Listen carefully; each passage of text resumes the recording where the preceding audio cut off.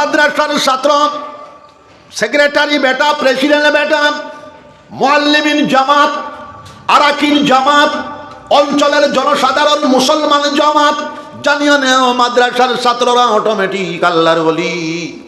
হাদিস শরীফের মধ্যে আসতেছি, মাদ্রাসার ছাত্ররা যখন রাস্তা দিয়া দিয়া যাবে, ফরিস্তা হলে বরকত হাসিল করার লাগিয়া মাদ্রাসার ছাত্র কদমের নিচে ফরিস্তাদের পয়েরকে এইভাবে মলতে থাকেন, বরকত হাসিল করার লাগিয়া। জোরে বলেন সুবহানাল্লাহ।